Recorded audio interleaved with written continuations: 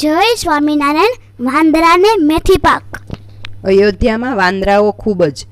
એકવાર ઘનશ્યામ થાળીમાં પૂરી અને દહીં લઈને ઓસરીમાં જમવા બેઠા.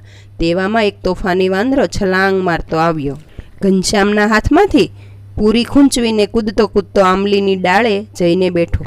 ઘનશ્યામે આંબલીની ડાળ સુધી હાથ લાંબો કર્યો અને વાંદરાને ગરદન પકડીને નીચે પછાડ્યો. એટલે વાંદરાએ ચીચિયારી પાડી. તેની ચીચિયારી સાંભળીને બીજા 20 વાંદરાઓ દોડી આવ્યા. બધા વાંદરાઓએ કિકિયારી અને કૂદાકૂદ કરી મૂકી અને ઘનશ્યામને મારવાનો વિચાર કર્યો. ધીમે ધીમે ચારે બાજુથી વાંદરાઓએ ઘનશ્યામને ઘેરી લીધા. ધર્મપિતાએ આ જોયું. તેમને થયું કે આ વાંદરાઓ ઘનશ્યામને મારશે, આથી તેઓ ઘરમાં લાકડી લેવા ગયા. એટલી વારમાં તો ઘનશ્યામે જેટલા વાંદરા હતા એટલા પોતાના સ્વરૂપ કર્યા.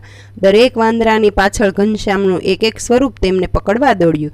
ઘનશ્યામના આટલા બધા સ્વરૂપો જોઈને વાંદરાઓ ગભરાયા, પણ ઘનશ્યામ તો કોકને કાન પકડીને ફગાવ્યો અને કોકને તો જાલીને ફગાવ્યો, કોકને પૂંછડેથી પકડીને ફેંક્યો તો કોકને બોચીથી જાલીને ફેંક્યો. બીજા કેટલાક વાંદરાઓ તો બીકના માર્યા ચીચિયારીઓ પાડતા દૂર નાસી ગયા. પછી ઘનશ્યામે પોતાના બીજા સ્વરૂપો અદૃશ્ય કરી દીધા. થોડી વારમાં ધર્મપિતા લાકડી લઈને બહાર આવ્યા. તેમણે જોયું તો બધા વાંદરાઓ નાસી ગયા હતા. ધર્મપિતા તો ઘનશ્યામનો આવો ચમત્કાર જોઈને આનંદમાં આવી ગયા. તેમને થયું કે નક્કી આ બાળક ભગવાન પોતે જ છે.